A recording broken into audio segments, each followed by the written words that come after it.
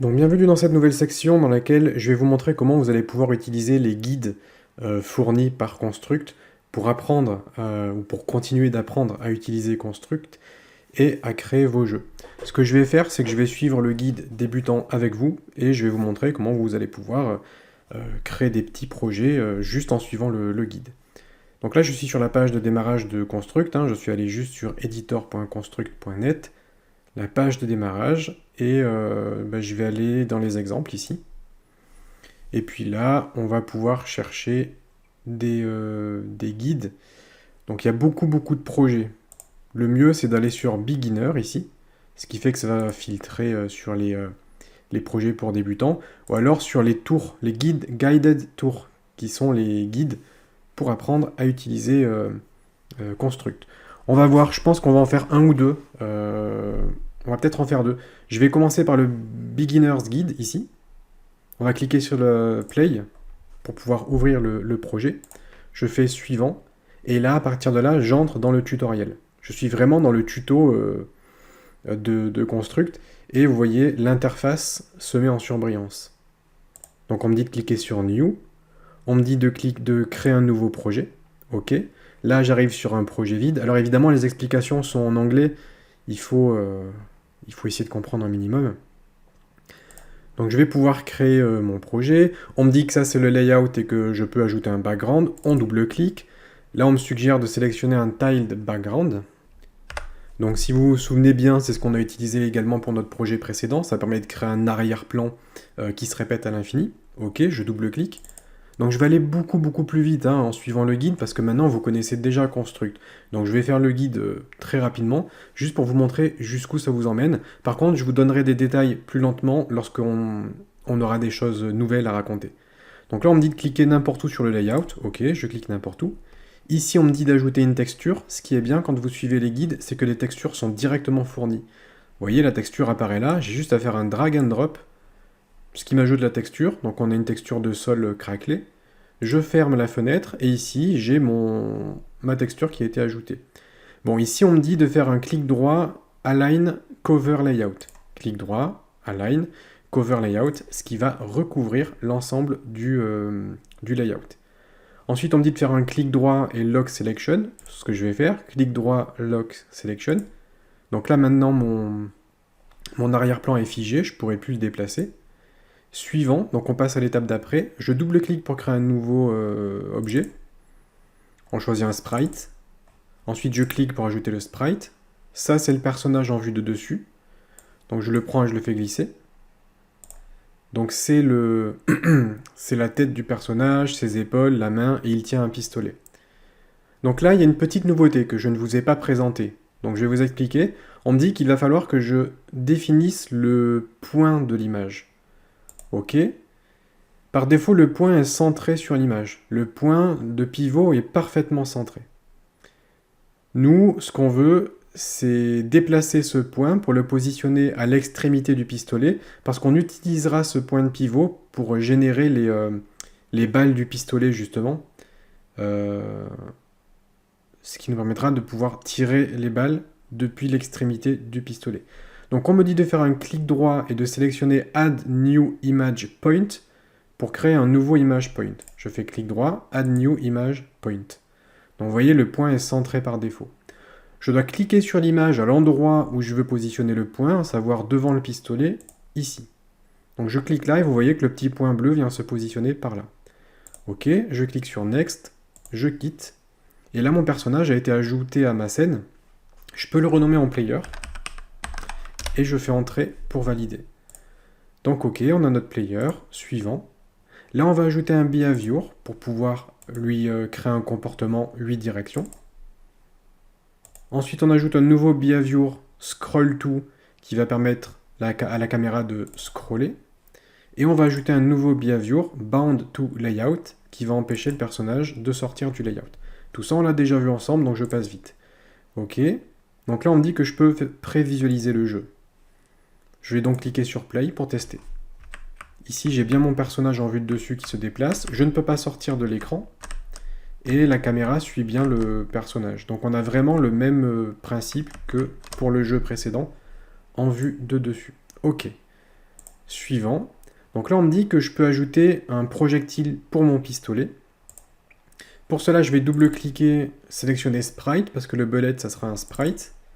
Je clique, et là, je vais ajouter la texture qui m'est proposée, comme ceci, et je ferme. Donc là, je peux renommer ce sprite en bullet. Ok, on va ajouter un behavior. Et là, parmi les behaviors, on va sélectionner bullet, qui est un behavior que nous n'avons pas vu ensemble. Mais je vous en avais dit 2 mots, ça permet vraiment de créer un projectile. C'est quelque chose qui va faire que votre sprite va se déplacer de façon rectiligne. Mouvement rectiligne et uniforme. Donc je vais ajouter ce comportement. Ensuite, on va ajouter un autre comportement qui est le Destroy Outside Layout. Ça, c'est super important. Ça va permettre de détruire automatiquement l'objet lorsqu'il va sortir de l'écran. C'est vraiment super important d'ajouter ce comportement parce que si vous tirez des centaines de balles avec le pistolet, ben, ça fait énormément de ressources, de calculs à faire pour la carte graphique parce qu'il va falloir calculer simultanément la position de tous les projectiles à l'écran et en permanence, 60 fois par seconde si le jeu tourne en 60 images par seconde. Au bout de 100 belettes, forcément, ça va commencer à ramer parce que c'est pas possible de calculer tout ça de façon fluide tout le temps. Donc il faut absolument détruire les objets qui sortent du layout, donc qui sortent totalement de la zone de jeu. C'est ce que permet de faire ce comportement. Donc je l'ajoute et je ferme. Ok, maintenant on va faire en sorte que le personnage puisse tirer un bullet. Ce que je vais faire, c'est que je vais double-cliquer pour ajouter un nouveau élément. Et là, on va ajouter la souris. Donc moi, je vous avais déjà présenté le clavier. La souris, c'est le même principe. Ça va permettre de gérer les actions souris comme un clic gauche. Ok, donc on ajoute la souris et elle a été ajoutée à notre projet. Maintenant, on va faire en sorte de coder l'événement qui va permettre de tirer le projectile. On se rend sur l'event sheet 1, ici. On va ajouter notre premier événement, qui sera un événement système. Event tick qui tourne en boucle. Donc ça veut dire que ça s'exécute 60 fois par seconde. Donc c'est vraiment une fonction qui va tourner en boucle, tout le temps, tout le temps, tout le temps. On va ajouter une action, player, et on va faire un set angle towards position. Ça va permettre d'orienter le personnage dans la bonne direction par rapport à votre curseur de la souris. Parce que pour tirer, on va devoir cliquer, et le tir se fera dans la direction du pointeur de la souris. Mais le personnage doit être aligné par rapport au pointeur de la souris. Donc vous allez pouvoir tourner juste en bougeant le curseur de la souris à l'écran. On utilise le Set Angle Toward Position pour faire cela. Ok. Donc là maintenant, qu'est-ce qu'on veut faire? On veut lui donner le paramètre. Dans quelle direction le personnage doit-il s'orienter? On a dit que c'était le curseur de la souris. Pour récupérer la position du curseur de la souris, on saisit mouse.x pour récupérer les coordonnées X du curseur de la souris, et mouse.y pour récupérer les coordonnées Y de la souris. Ok, donc là on a terminé. Maintenant on peut viser avec la souris. On va ajouter un nouvel événement, qui cette fois-ci sera un événement de type souris.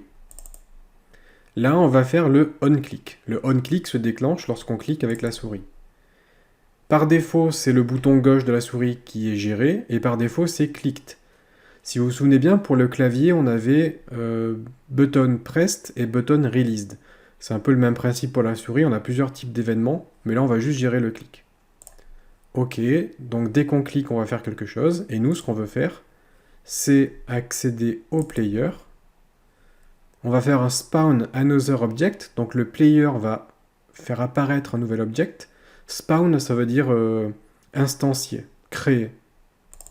Donc nous, on veut faire apparaître un nouvel objet que l'on va sélectionner, qui est le bullet. Et notre personnage, on lui a créé un point. Si vous vous souvenez bien, dès qu'on a créé le sprite du personnage, on lui a créé un point. Par défaut, le personnage a son point initial, qui est le point 0, qui est le centre de l'image. Nous, on a créé un deuxième point, qui est à l'index 1, parce qu'on commence toujours à compter à partir de 0. Donc le point 0, c'est le point d'origine de l'image, et le point 1, c'est celui que nous avons créé. On me demande où est-ce que je veux instancier le bullet. Comme c'est le personnage qui va instancier le bullet, si je précise que je veux l'instancier sur le point numéro 1, ben ça correspond au point numéro 1 de notre personnage. Donc le personnage va créer le bullet sur le point 1. Ok, c'est terminé, je clique sur Done. Donc maintenant, ça va nous permettre de pouvoir tirer en fonction de là où on aura cliqué avec la souris. On va pouvoir tester ça. Donc regardez, je tourne et le personnage regarde bien là où je vise avec la souris. Je peux me déplacer et tourner en même temps. Et si je clique, ça tire le bullet. Donc ça tire bien dans la direction, visée. Donc là, on me dit que c'est la fin de ce guide. Voilà. C'était un guide très très simple. Je vais peut-être juste vous montrer comment on crée un ennemi.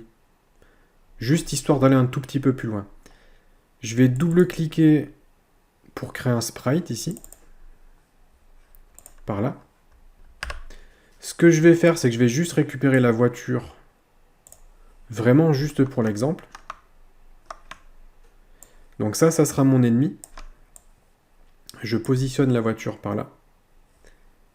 Dans le event sheet, je vais faire une belette. Non, même pas, je vais même pas faire le belette. Je vais faire voiture. Voiture collision. Collision, c'est où? On collision. Avec un bullet. Je vais ajouter une action voiture. Et destroy. Ensuite, on avait vu ensemble qu'il était possible de faire en sorte que un personnage se dirige quelque part. La voiture, je peux lui ajouter un behavior, par exemple le move to, ce qui va permettre de pouvoir déplacer la voiture. Et dans l'event sheet, ici, je peux ajouter un événement système, start layout, voiture. Je vais faire un move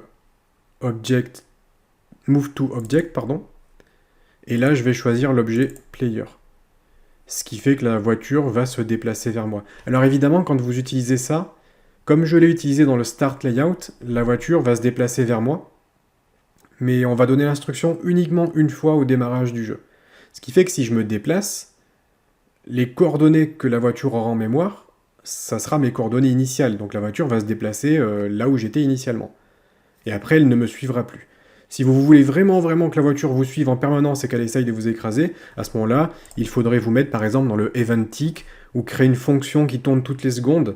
Je vous ai déjà montré comment faire ça. Et toutes les secondes, vous recalculez la position et vous demandez à la voiture de toujours viser le player. Bon, là, je fais quelque chose de très basique parce que le but de cette vidéo, c'était juste de vous montrer comment utiliser un guide d'exemple.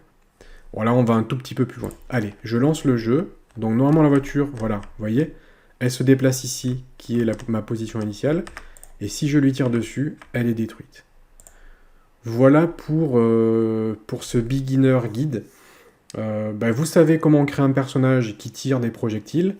Vous savez instancier des choses, puisque je vous ai montré comment faire, notamment avec le plot de la voiture du projet précédent. Un petit exercice que vous pourriez faire, ça serait générer toutes les 5 secondes un ennemi sur la scène. Et vous allez faire en sorte que les ennemis se déplacent dans votre direction. Et s'ils vous touchent, vous perdez la partie. Voilà, ça peut être un bon exercice. Vous faites des vagues d'ennemis qui essayent de vous attaquer, et dès qu'ils vous touchent, vous perdez la partie. Et votre but, vous, évidemment, ça serait de détruire tous les ennemis. Bon, je vous laisse faire ce petit exercice, mettez la vidéo en pause, et je vais quand même vous donner une solution. Donc voilà, je vais vous donner ma solution. Si vous regardez, c'est que vous avez fait l'exercice par vous-même. Je vous montre à quoi ça doit ressembler. Ici, j'ai mon personnage, j'ai la voiture qui arrive, je lui tire dessus, elle est détruite. Je peux me déplacer. Donc je me déplace. Oh, il y a une autre voiture qui arrive sur moi, elle essaye de me suivre, hop, je lui tire dessus, hop, je lui tire dessus. Je me déplace. Je sais pas d'où ça peut arriver. Hop, ici il y en a une, elle me suit, tac, je lui tire dessus. Hop, je lui tire dessus. Bon, vous avez compris le principe. Comment faire ça? C'est très simple. Hein. Je l'ai fait pour vous. Dans le event tick, Je dis que la voiture doit se déplacer vers le player, ce qui fait que la voiture va tout le temps se déplacer vers moi. Je crée un événement, enfin une condition qui se déclenche toutes les 5 secondes. Toutes les 5 secondes, je fais un create object depuis le système pour créer la voiture sur le calque 0 à une position aléatoire. Et il y a une chose que j'ai pas prévue, que je vais faire tout de suite, c'est player collision voiture. Voilà, on va faire player collision voiture. Je vais ajouter un script JavaScript, et je vais écrire alerte, entre parenthèses, entre guillemets, perdu, point virgule. Ça me permet de vous montrer que vous pouvez directement écrire du JavaScript. Si jamais vous connaissez un petit peu le langage JavaScript, vous pouvez créer des actions JavaScript manuellement, comme ça, directement. On va tester layout, je lance le jeu, je vais laisser la voiture me heurter, et là, vous voyez, perdu. Donc mon événement JavaScript s'est bien déclenché. C'est tout pour cette vidéo sur ce premier beginner guide. Je pense que dans la prochaine vidéo, on va tester un deuxième guide, ce qui vous permettra de vous faire une idée encore plus précise de ce que vous pouvez faire avec ces guides.